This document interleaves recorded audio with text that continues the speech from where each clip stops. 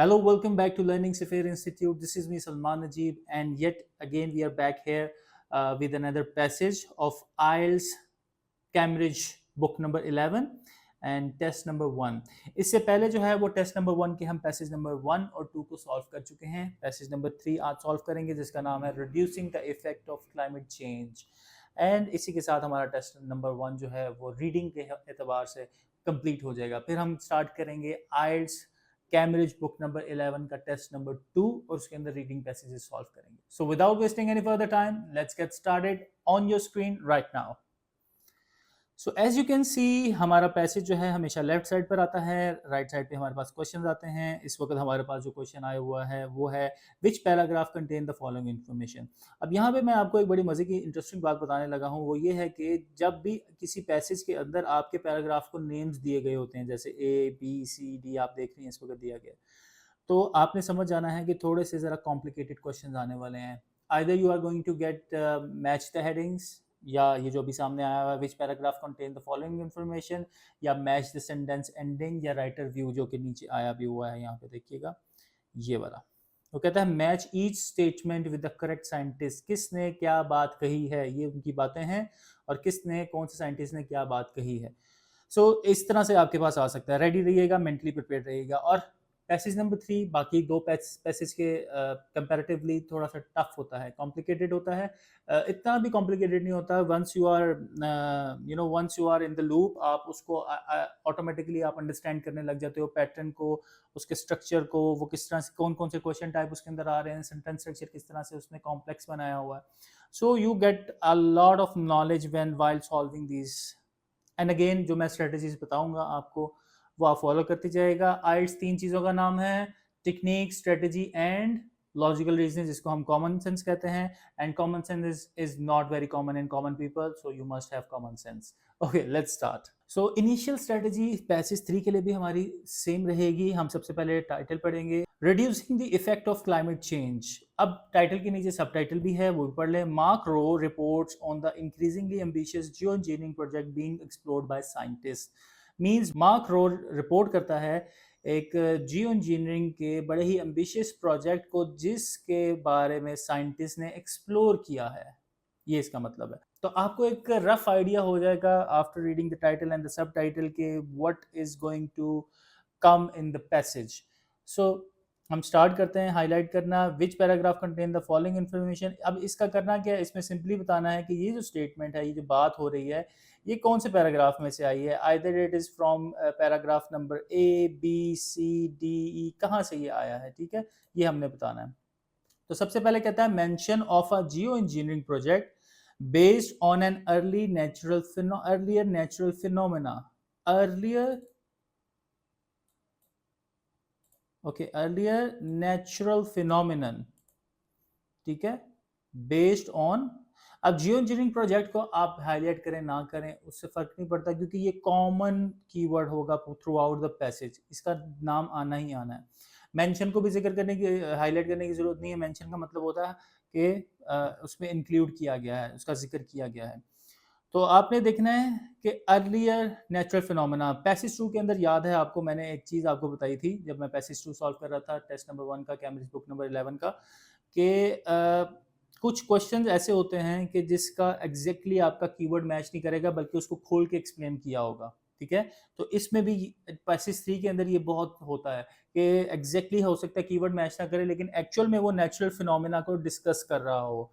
अब वो क्या है क्या नहीं है, अभी हम उसको पढ़ते हैं. Second question means 28 number question है, an example of a successful use of Jio engineering. Geoengineering के सक्सेसफुल इस्तेमाल के बारे में वो कह रहा है कि बड़ा ही उसका सक्सेसफुल इस्तेमाल किया गया. और उसने एग्जांपल, अब ज़रूरी नहीं एग्जांपल का वर्ड है, वो एक्चुअल में एग्जांपल दे रहा होगा, बता रहा होगा, हवाला दे रहा होगा किसी माजी का या किसी इंसिडेंट का, मौके का, ओकेजन का, तो वो हो सकता है वो एग्जांपल हो. Then a common definition of geo. Common definition, एक आम डेफिनेशन जो है जियो इंजीनियरिंग की. अब उसने एग्जैक्टली नहीं मेंशन किया होगा कि मैं आपको डेफिनेशन बताने लगा, वो एक्चुअल में डेफिनेशन ही बोल रहा होगा, वो हमने पकड़ना है. सो हमारे पास जो क्वेश्चंस आए हुए हैं, ऊपर वाला तो मैंने आपको बता दिया. नीचे देखिएगा, नीचे हमारे पास है ये एक टेबल आया हुआ है, और टेबल कहता है complete the table below. Actually में टेबल में भी जो है we need to fill the blanks, blanks को हमने फिल करना है। और आपको पता है ब्लैंक जो है वो ऑर्डर में आती है, उनका सिक्वेंशियल ऑर्डर होता है। So one word only, instruction को लाजमी फॉलो करना है।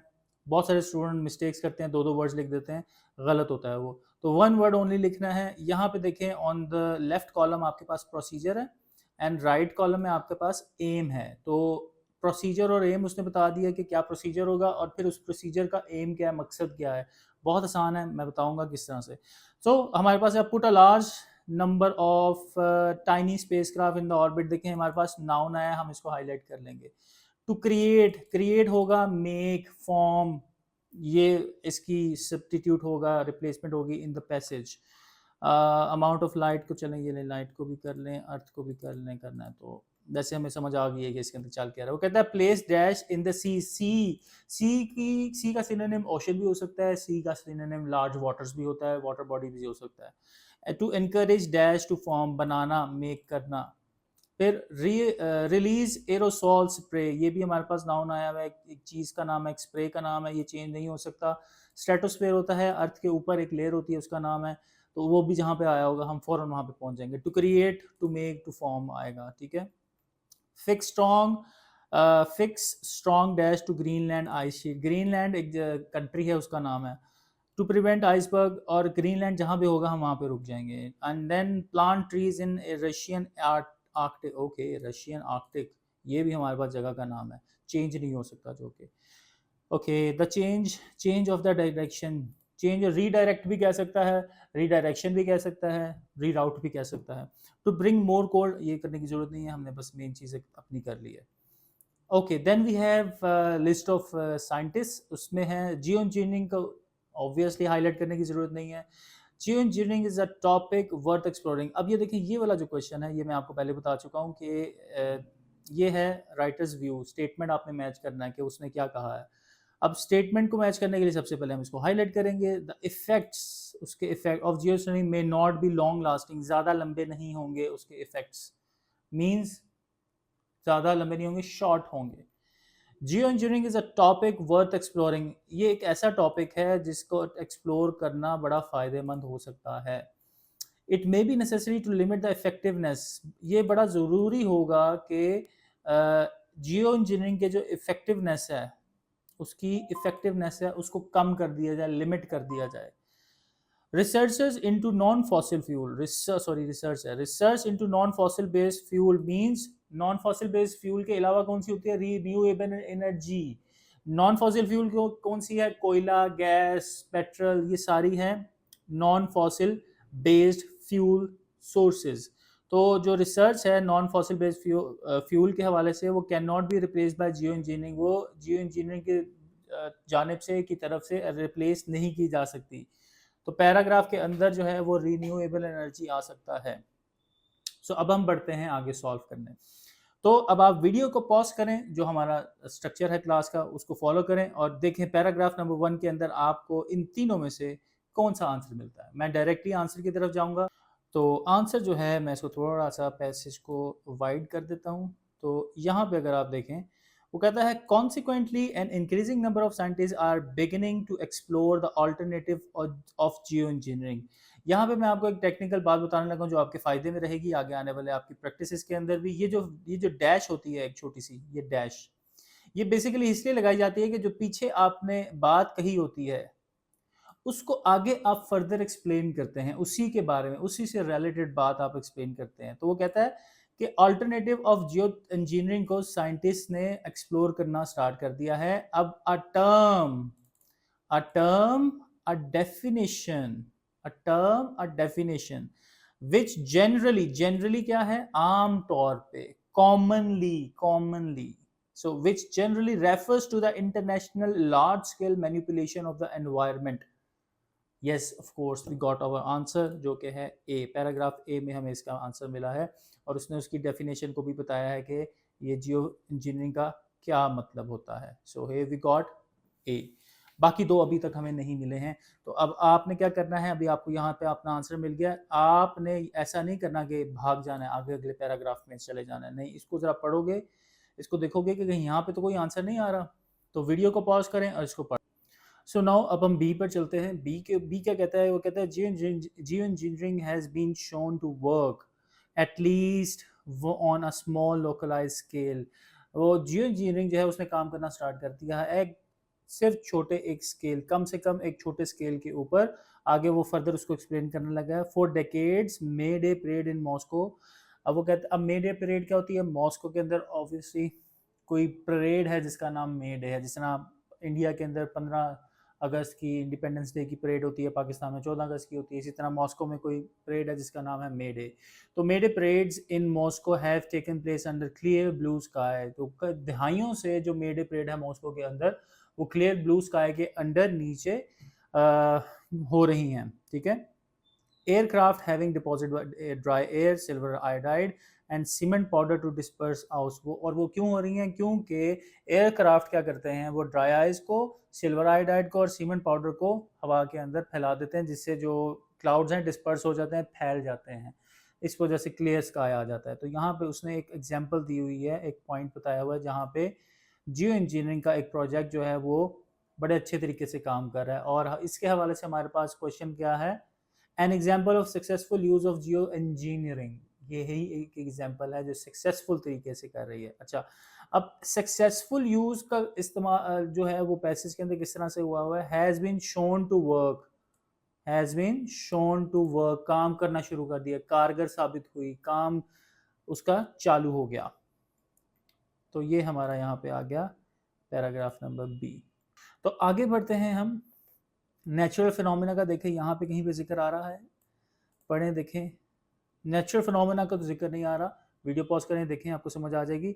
लेकिन स्पेस क्राफ्ट का जिक्र जरूर आया, जो कि हमने कहाँ हाईलाइट किया था? Over here. इट मींस यहाँ से हमारी फिलिंग द ब्लैंक स्टार्ट हो रही है। यहाँ से आपको उसका हेड मिल गया, सिरा मिल गया, अब आपकी फिलिंग द ब्लैंक शुरू होने वाली है। वो वाला क्वेश्चन भी मिल जाएगा, डोंट वरी। तो स्पेस क्राफ्ट को हमने पकड़ लिया यहाँ से। अब हम पीछे से स्टार्ट करेंगे यहाँ से। His scheme would be employ up to 16 trillion minute spacecraft each weigh about 1 gram to form a transparent sunlight refracting sunshade. अब इसका एम क्या है? देखिए यहाँ लिखा हुआ है टू क्रिएट और यहाँ पे लिखा हुआ है टू फॉर्म, तो दोनों बातें एक ही हैं। तो क्या फॉर्म करना है? अ ट्रांसपेरेंट सनलाइट रिफ्रैक्टिंग सनशेड। अब 3-4 चीज़ें स्टूडेंट कहेंगे जी सर ये 3-4 चीज़ें हैं तो क्या आएगा? मैंने क्या कहा था? वन वर्ड है तो वन वर्ड आना है इनमें से। बनाना क्या है? वो देखिए मोस्ट इंपॉर्टेंट थिंग है कि बना क्या रहा है। वो सनशेड बना रहा है, और कैसा सनशेड बना रहा है? जो कि ट्रांसपेरेंट होगा और सनलाइट को रिफ्लेक्ट करता होगा। तो सनशेड यहाँ पे आंसर हमारा आएगा। तो ये हो गया हमारा आंसर सनशेड। हम आगे बढ़ेंगे। अब हमें पता चल चुका है कि हमारे fill in the blank start हो गए हैं। तो आप यहाँ पे देखें, यहाँ पे है अगला हमारे पास 31 क्वेश्चन। 31 क्वेश्चन है सी। तो सी ओशन या वाटर के हवाले से कीवर्ड को माइंड में रख के आगे पढ़ना स्टार्ट करें। देखें कुछ ऐसी चीज़ आ रही है, आ रही है, यस आ रही है। ये आ गया हमारा ओशन। तो अब हम देखते हैं कि ये क्या रहा है। वो कहता है majority of the Jio engineering project so far carried out which include planting forests in desert and depositing iron in the ocean to stimulate the growth of algae. Algae भी कहते हैं, एलजी भी कहते हैं, एल्गाई भी कहते हैं, इसके डिफरेंट प्रोनाउंसिएशन है। So ocean to stimulate the growth of, ताकि ओशन के अंदर आयरन को डिपॉजिट करना ताकि एल्गी की ग्रोथ को स्टिमुलेट किया जा सके, बढ़ावा दिया जा सके, चलाया जा सके। तो क्या क्या कर रहा है? प्लेस डैश इन, और सी के अंदर क्या प्लेस कर रहा है? आयरन। आयरन हमारा आंसर हो गया 31 का। 32 का क्या है? To encourage the dash to form. किस चीज को इनकरेज कर रहा है? बढ़ावा किस चीज को दे रहा है? स्टिमुलेट किसको कर रहा है? एल्गी को। तो एल्गी हमारा आंसर हो गया। नेक्स्ट देखें, नेक्स्ट क्या है? Aerosol spray into the stratosphere. इस कीवर्ड को माइंड में रखते हुए स्टार्ट करें। देखिए कहाँ पे स्ट्रेटोस्फेयर एरोसोल स्प्रे का जिक्र आ रहा है। Scan scan scan scan scan scan scan scan, ये आ गया आपका जिक्र, एरोसोल स्प्रे। ओके, तो आगे कहता है स्ट्रेटोस्फेयर भी आ गया। अब बात क्या कर रहा है वो देखनी है हमने। तो याद रखें ये हमारी जो लेफ्ट साइड वाला कॉलम है वो क्या है? वो प्रोसीजर है, राइट वाला एम है। तो प्रोसीजर पहले देखते हैं क्या कह रहा है। वो कहता है the concept of releasing aerosphere into the stratosphere. मैं इसको सिर्फ ट्रांसलेट करूंगा, आप इसको पॉज करके पढ़ लीजिएगा। वो कहता है कि जो एरोसोल स्प्रे को स्ट्रेटोस्फेयर के अंदर रिलीज करने का जो एक कॉन्सेप्ट है आर्कटिक रीजन के ऊपर, आर्कटिक रीजन एक रीजन है उसके ऊपर, वो साइंटिस्ट काफ़ी देर से प्रपोज कर रहे हैं। ठीक है, इसको के स्प्रे करो स्प्रे करो स्प्रे करो। तो दिस वुड इम्प्रूव, ये इम्प्रूव करेगा। अब एम का जिक्र आ गया, दिस वुड इम्प्रूव, ओहो क्या गलत बोल दिया, इस पानी को काट देना। So this would involve using sulphur. अब यहाँ पे आ रहा है उसकी इन्वॉल्वमेंट के, अभी वो क्या चीज़ें उसके अंदर शामिल है, अभी एम का जिक्र नहीं आया। तो this would involve using sulphur और hydrogen sulphide aerosol, so that sulphur, so that, ताकि ये हो मीन्स एम आ रहा है, ताकि that sulphur dioxide would form cloud, form बनाना, क्रिएट, तो हमारे यहाँ पे क्या है, क्रिएट, टू क्रिएट क्लाउड्स। और क्लाउड क्या करेंगे, वो अर्थ पे आने वाली लाइट को रोकेंगे, कम करेंगे। So which would in turn lead to global dimming, global dimming का मतलब है पूरी दुनिया में लाइट कम हो जाएगी। सो यस, हमारे यहाँ पे आंसर है cloud. What we are going to do is, हम देखेंगे अगला है फिक्स स्ट्रॉन्ग। ग्रीनलैंड हमारा मेन कीवर्ड था, तो आप सीधा माइंड में ग्रीनलैंड को रखें और जरा सर्च करना स्टार्ट करें। ये आ रहा है हमारे पास ग्रीनलैंड।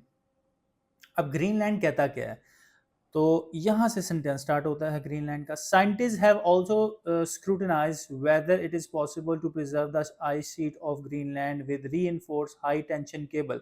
हाई टेंशन केबल के साथ ग्रीनलैंड की जो आइस शीट है उसको रीइंफोर्स करना, जोड़े रखना, क्या इसकी पॉसिबिलिटी है या नहीं है, वो ये कह रहे हैं। तो देखें, fix strong dash to Greenland ice sheet, क्या चीज, रीइंफोर्स का मतलब है स्ट्रॉन्ग, दोबारा से उसको जोड़ देना मजबूती के साथ, रीइंफोर्स करना। तो क्या चीज यूज हो रही है हमारे पास, high tension cables, high tension cables, fix strong cables to the Greenland ice sheet. तो हमारा आंसर क्या है, केबल्स। स्पेलिंग आप वही यूज करेंगे जो पैसेज के अंदर दिए गए हैं, उसके अलावा खुद से कोई स्पेलिंग नहीं डालना है। अक्सर होता है कि जिस तरह डिफरेंट स्पेलिंग होते हैं कलर्स के, CLOR एंड CLOUR कलर्स, तो आपने जो पैराग्राफ के अंदर लिखे होंगे स्पेलिंग वही यहाँ पे लिखने हैं। So plant trees in Arctic that would lose their leaves in winter, winter के अंदर वो वाले दरख्त जो हैं वो लगाए जाएं जो कि सर्दियों के अंदर अपने पत्तों को झाड़ दें, पत्ते झड़ जाएं जिनके, वो वाले दरख्त। तो इससे होगा क्या, एम क्या, to allow the dash to reflect radiation, कोई एक ऐसी चीज है जो रेडिएशन को रिफ्लेक्ट करेगी। अब क्या है यहाँ पे पढ़ें, तो यहाँ पे जहाँ पे हमारा कीवर्ड मिला है, मैंने आपको कहा था कि उससे पीछे से स्टार्ट करेंगे जहाँ से सेंटेंस शुरू होता है। तो ये है, meanwhile in the Russian Arctic Jio engineering plans include the planting of billions of birch tree, whereas the region native evergreen pine shade the snow and absorb the radiation। वो कहता है कि जब के जो रीजन का नेटिव है वहाँ पे पहले ही से उगने वाला जो एवरग्रीन पाइन ट्री है, पाइन्स कहते हैं पाइन ट्री को, ट्री की एक किस्म है, इकसाम है। तो कहता है वो शेड कर देता है, स्नो के ऊपर शेड कर देता है, और जिससे खुद ही वो प्लांट जो ट्री है वो अपने ऊपर रेडिएशन अब्जॉर्ब कर लेता है। वो कहता है बिर्चेस, बिर्चेस भी किस्म है, याद रखें यहाँ पे हमने पढ़ा है बिर्चेस। तो जो वो कहता है बिर्चेस जो है वो क्या करते हैं, would shed their leaves in the winter, winter में अपने पत्ते झाड़ देते हैं, thus enabling radiation to be reflected by the snow, और अनेबल कर देते हैं स्नो को कि रेडिएशन उनकी तरफ आए और टक्कर खा के रिफ्लेक्ट होकर वापस चली जाए। सो क्या चीज रेडिएशन को रिफ्लेक्ट कर रही है, स्नो, स्नो रिफ्लेक्ट कर रही है। तो यहाँ हमारा आंसर क्या है, to allow the snow to reflect radiation. तो ये आ गया हमारा answer, snow. So last is change the direction of, तो आप यहाँ पे आगे पढ़ेंगे, ये आ गया रीराउटिंग। रीराउटिंग का मतलब है चेंज करना, रूट चेंज करना। तो rerouting Russian river to increase cold वो फ्लो टू आइस, क्या चीज को आप कर रहे हो, रीडायरेक्ट कर रहे हो, डायरेक्शन चेंज कर रहे हो रशियन रिवर्स को। तो हमारी रिक्वायरमेंट क्या थी, वन वर्ड, तो रशियन तो आ नहीं सकता, तो यहाँ पे क्या आएगा, रिवर्स आ जाएगा। तो इसी के साथ हमारी फिलिंग द ब्लैंक्स जो है वो कंप्लीट हो चुकी हैं। अब एक क्वेश्चन आपको याद है हम ऊपर छोड़ कर आए थे, that was 27, mention of Jio engineering project based on an early phenomena. देखिए मुझे जब ये क्वेश्चन यहाँ पे नहीं मिला तो मैंने उसके ऊपर टाइम ज़ाया करने के बजाय आगे बढ़ने का मैंने फैसला किया। और मैं टाइम ज़ाया क्यों करता, क्योंकि इससे आगे मेरे पास थोड़े से आसान क्वेश्चन थे, क्यों ना मैं वो 5-6 सॉल्व करके उनमें से 3-4 नंबर ले लूँ, बजाय इसके कि मैं इस एक को इसके ऊपर टाइम भी ज़ाया करूँ, ये ख़राब भी हो, ये आंसर मेरा करेक्ट भी ना हो, और उसके इस टाइम का ज़या जो है वो मुझे आगे 3-4 क्वेश्चन सॉल्व करने पे मुझे स्कोर मिल जाता। तो मैं इसके ऊपर क्यों टाइम ज़ाया करूँ। तो अब चूंकि मैं पढ़ चुका हूँ काफ़ी पैराग्राफ आपके साथ, या आप भी मेरे साथ पढ़ चुके हैं यहाँ पे साइड पे, तो अब हमने देखना है कि हमने इस हवाले से कहाँ पे कोई चीज़ पढ़ी है। तो mention of Jio engineering project based on an earlier phenomena, earlier natural phenomena. तो कहाँ पे नेचुरल फिनोमेना का जिक्र हुआ है, जरा देखें। ये देखें, हिस्टोरिक आ रहा है। अब आप कहेंगे सर ये तो आपने पढ़ा ही नहीं, तो मैंने आपको कहा था कि वीडियो को पॉज करें और इस पूरे पैराग्राफ को पढ़ें, या आपको पढ़ना चाहिए था, तो फौरन पता चल जाता है, फौरन पता चल जाता है। ठीक है, तो हिस्टोरिक मीन्स अर्लियर, पहला, गुजरा हुआ, पहला, पुराना। तो वो कहता है the idea is model on historic volcanic explosion such as that of mount Pinatubo in the Philippines in 1991। Year भी बता दिया, गुज़िश्ता साल, सॉरी नॉट गुज़िश्ता साल, गुज़िश्ता मतलब बहुत पुराना साल जो 1991, which led to a short term cooling of global temperature by 0.5 centigrade. ठीक है जी, ये उसने यहाँ पे हवाला दिया आपको इस चीज़ का, and yes this is your answer D. तो आप ये करने का मकसद क्या था, ताकि आपको पता चले कि ज़रूरी नहीं आप सारे ही सीक्वेंस में सॉल्व करते चले जाओ, करते चले जाओ, करते चले जाओ, आपको एक आधा नहीं मिलेगा, हो सकता है 2 आंसर ना मिले, तो परेशान नहीं होना। आपने ये माइंड में नहीं रखना कि मैंने क़यामत तक इंतज़ार करना है कि मैं इसको सॉल्व करके ही उठूँगा, हाँ मेरे अंदर बड़ी हिम्मत है, yes I am very courageous. नहीं, ऐसा कोई चक्कर नहीं है, रह जाएंगे आप, रीडिंग में फेल हो जाएंगे, जिससे रिक्वायर्ड स्कोर नहीं आएगा। इस चक्कर में आपने टाइम भी साथ साथ मैनेज करना है, you need to manage your time, और इसी तरह से करना है। छोड़ दो क्वेश्चन को, छोड़ दो, आगे निकल जाओ, मिल जाएगा, गारंटीड है।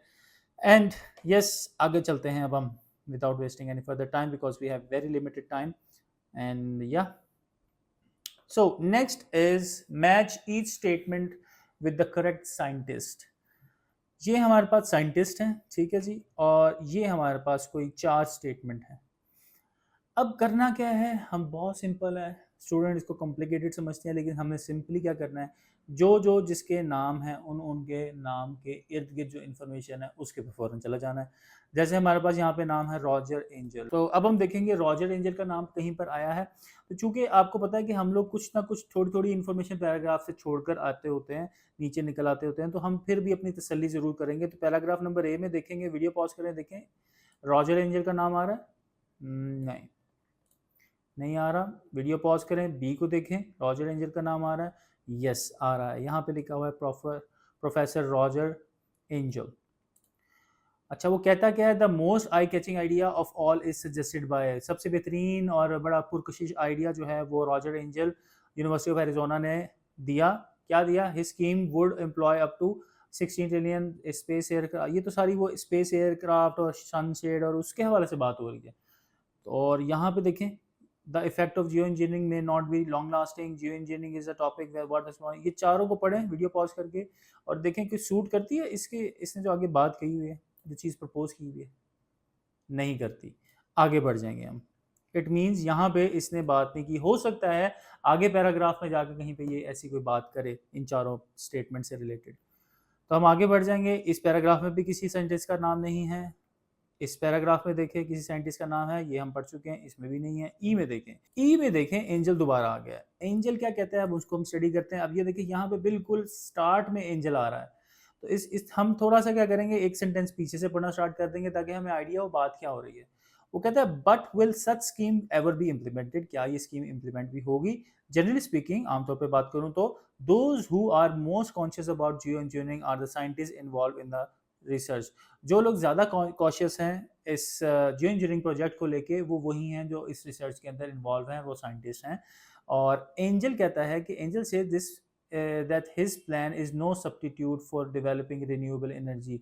वो कहता है कि उसका प्लान, मतलब जियो इंजीनियरिंग से रिलेटेड जो उसका प्लान है वो कोई मुतबादिल नहीं है, कोई सब्सटीट्यूट नहीं है, किसका, डेवलपिंग रिन्यूएबल एनर्जी का। ठीक है, तो जियो इंजीनियरिंग जो है वो सब्स्टिट्यूट नहीं है रिन्यूएबल एनर्जी का। और हमने स्टेटमेंट पे एक जगह पढ़ा था कि research into non fossil based fuel can not be replaced by Jio engineering. Yes, तो अब यहाँ पे ये कहना क्या चाह रही है स्टेटमेंट ये कहना चाह रही है कि geoengineering non fossil fuel based fuel means renewable energy की रिसर्च का मुतबादिल नहीं है, कि रिप्लेसमेंट नहीं है, क्या सब्स्टिट्यूट नहीं है। तो ये दोनों बातें सेम हैं। और इसने किसने कही है हमें, ये इसने कही है, एंजल ने कही। एंजल क्या है हमारे पास यहाँ पे ए है, तो हम ए लगा देंगे। नहीं समझ आई तो वीडियो को पॉज करें, इसको पढ़ें, फौरन आपको समझ आ जाएगी। सो नेक्स्ट हमारे पास आ गया है doctor Phil. Doctor Phil Rasch. Doctor Phil Rasch कौन है?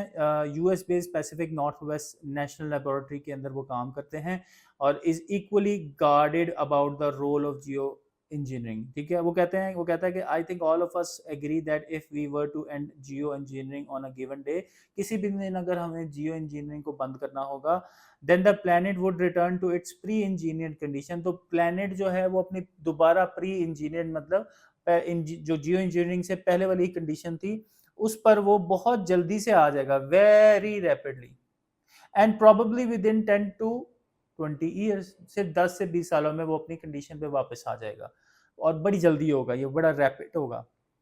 तो देखें यहाँ पे हमारे पास एक स्टेटमेंट है, कहता है effect of Jio engineering may not be long lasting. Effect कब होते हैं? जब कोई चीज हो जाए। इसकी एक एग्जांपल इस तरह से हो सकती है कि आपने सिगरेट पी है, ठीक है, तो अब आपने सिगरेट पीना शुरू किया, 1 महीना आप सिगरेट पीते रहे और आपने फिर सिगरेट छोड़ दिया, तो उसके बाद में सिगरेट पीने के बाद, छोड़ने के बाद क्या असरात आ रहे हैं, क्या इफेक्ट्स आ रहे हैं, वो कितनी देर तक रहता है, कितनी कम देर तक, कितनी ज़्यादा देर तक, ये इसी तो इसी तरह से यहाँ पे भी उसने कहा है कि जियो इंजीनियरिंग का प्रोजेक्ट जब हम किसी भी एक दिन बंद कर देते हैं तो उसके जो असरात हैं वो बहुत जल्द ख़त्म हो जाएंगे, इतनी ज़्यादा देर नहीं रहेंगे, और कितनी देर, 10 से 20 दिन में वो अपनी असल हालत में आ जाएगी, जो अर्थ है, जो दुनिया है, वो अपनी असल हालत में आ जाएगी। तो ये देखें हमारे पास 37th वाला है, ये किसने बोला है? डॉक्टर फिल रैश ने, बी। आगे बढ़ते हैं, देखें हमारे पास है नेक्स्ट पैराग्राफ, इसमें देखें किसी साइंटिस्ट का नाम आ रहा है, तो यहाँ पे रैश का नाम फिर से आ रहा है। तो रैश अब हम एक दफ़ा लगा चुके हैं और हमारे पास क्वेश्चन में कहीं पे भी एन बी नहीं लिखा हुआ। अच्छा, एन बी जब जहाँ पे भी अक्सर क्वेश्चन में लिखा हो, स्टेटमेंट आ रही हो, रिक्वायरमेंट आ रही हो एन बी, तो उसके आगे लिखा होता है N B U may use option more than once. तो इसका मतलब हम ऑप्शन को एक से ज़्यादा यूज़ नहीं कर सकते। तो रैश ने बात कर दी, वो कर दी। अब हम आगे बढ़ेंगे, आगे देखेंगे। देखें यहाँ पे अब डॉक्टर हंट का नाम आ गया अगले पैराग्राफ में सीधा। अच्छा, बाय द वे आप जैसे ही पैराग्राफ को देखते हैं ना, आपको फौरन पता चल जाता है कहाँ पे किसका नाम आया हुआ है, आइडिया हो जाता है जब से आप एक बर्ड आई व्यू से जब इसको देखते हो। वो क्या कह रहा है, जरा देखें, वीडियो पॉज करें और इसको देख लें। तो इसको आप एक दफ़ा पढ़ लें, पूरे पैराग्राफ को जल्दी से पढ़ लें। इसके अंदर 2 जगह उसने बात की हुई है, एक तो यहाँ पे उसने बात की है और फिर यहाँ पे उसने एक बात कही है।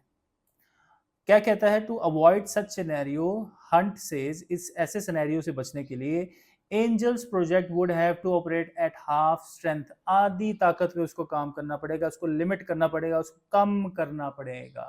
तो इस हवाले से कौन सी स्टेटमेंट है हमारे पास? देखें देखें देखें, it may be necessary to limit the effectiveness of Jio engineering project. Yes, ये किसने बात की है? हमसे हंट ने बात की हुई है। तो ये हमारे पास हंट है। पॉज करें, इस पूरे पैराग्राफ को पढ़ें, बहुत सिंपल लिखा हुआ है, आपको खुद ही समझ आ जाएगा। इनकेस अगर आपको समझ नहीं आया तो आप कमेंट करें, इसकी एक्सप्लेनेशन जो है वो आपके साथ शेयर कर दी जाएगी। हमारे पास एक अब ऑप्शन रह गई, that is Jio engineering is a topic worth exploring. अब ये किसने बात कही है, ये देखना होगा। ऑफ कोर्स हमारे पास एक ही अब राइटर बचा है, तो 99% चांस है कि यही होगा। तो यहाँ पे इस साइंटिस्ट का नाम आ रहा है और ये वर्ल्ड वाइल्ड लाइफ फंड का कौन है? क्लाइमेट चेंज एडवाइज़र है। वो कहता है कि मैं इसको एक्सप्लेन करूँगा, आप वीडियो पॉज करके इसको पढ़ लीजिएगा। वो कहता है कि इंटरनेशनल आर्कटिक प्रोग्राम है, उसके अंदर जो ह्यूमन इंड्यूस क्लाइमेट चेंज है, यानी कि खुद डेलिबरेटली जो ह्यूमन इंड्यूस कर रहे हैं। अच्छा, ये क्या होता है कि अक्सर आपने सुना होगा कि यार बारिश नहीं हो रही, चलो वो जहाज़ को के अंदर कोई केमिकल डाल के बादलों पे स्प्रे करके तो बारिश करवा दो, ये वो चक्कर है, ये वो सारा सिनेरियो है। वो कहता है जो ह्यूमन इंड्यूस, जो इंसान ने क्लाइमेट चेंज किया है, वो इंसानियत के लिए कुछ पॉजिटिव असरात लेकर आया है, ठीक है। और यहाँ पे हमें इसके बारे में थॉरली, मतलब अच्छे से सोचना और अच्छे से इसके ऊपर बहस करना, इसके ऊपर स्टडी करना, को एक्सक्लूड नहीं करना चाहिए। मीन्स कि इसको अच्छे तरीके से पढ़ना चाहिए, ये फ़ायदेमंद है क्योंकि पॉजिटिव असरात लेकर आया है। तो about topic and it's possibility, इस टॉपिक के बारे में, इसकी पॉसिबिलिटी के बारे में हमें सोचना चाहिए, ये फ़ायदेमंद है क्योंकि ये पॉजिटिव असरात लेकर आया है। तो यस, इसी ने बात कही है और वो ये है वर्थ एक्सप्लोरिंग वाली। सो आई होप आपको चीज़ों की समझ आई होगी। अब इसके बाद जो है वो हम Cambridge book number 11 test number 2 start करेंगे रीडिंग्स के, उसके इसी तरह से पैसेज 1 2 3 हम सीक्वेंस के अंदर जो है वो आपके सामने मैं सॉल्व करता जाऊंगा और आपको जो है वो बेहतर तरीके से अंडरस्टैंडिंग डेवलप होती जाएगी। Thank you so much, stay tuned.